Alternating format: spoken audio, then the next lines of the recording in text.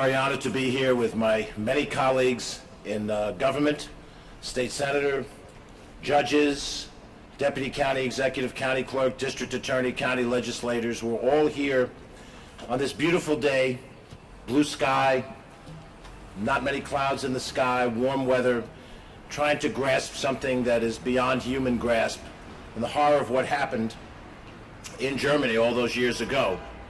And this is an event where we both remember and we commit to never forget.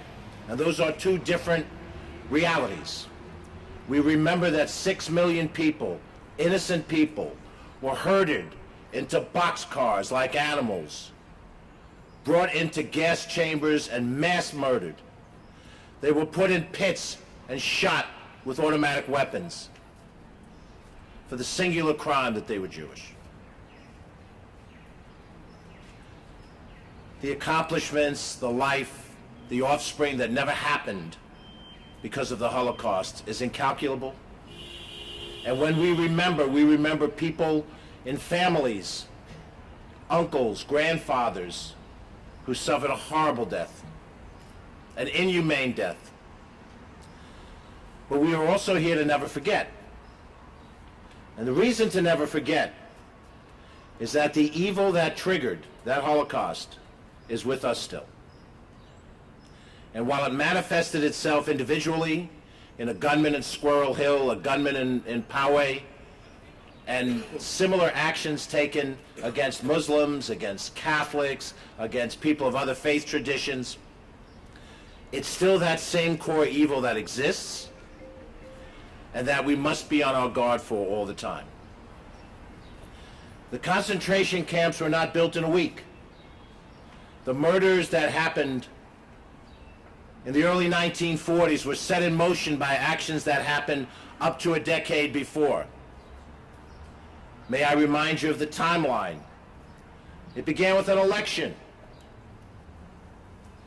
Voters went to the polls on January 30th, 1933, and they elected members of the Reichstag. And out of that public process, Adolf Hitler became the German Chancellor.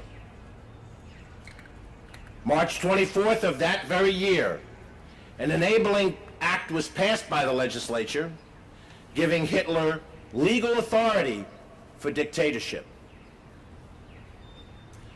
April 1st of that year, Hitler calls for a boycott of all Jewish businesses.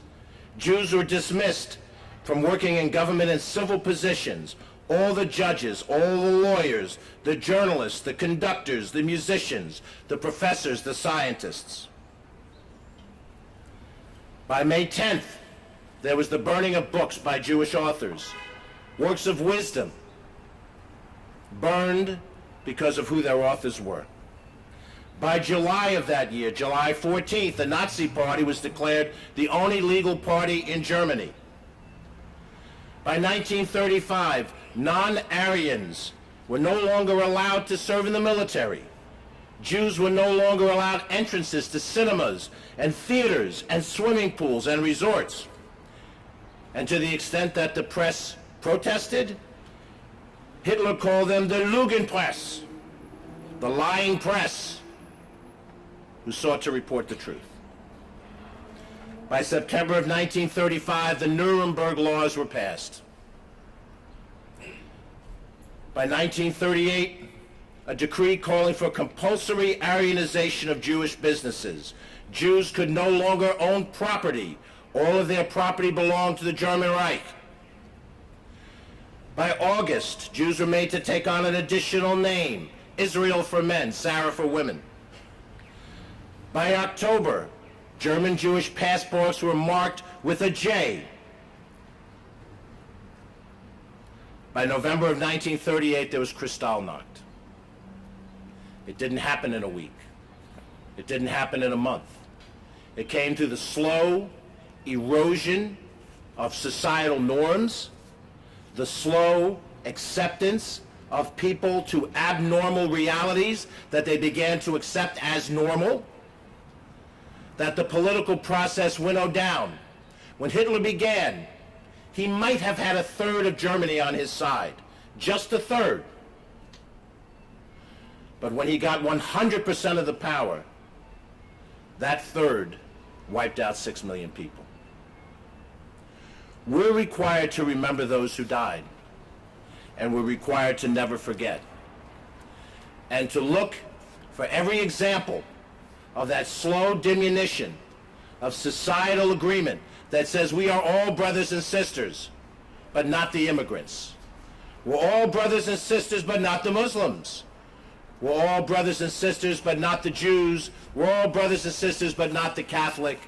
And at the end of the day, we are not brothers and sisters at all. We are the rulers, and we choose to take your life. That is what we must never forget. And we must never forget that it happened slowly and insidiously. And it can happen again.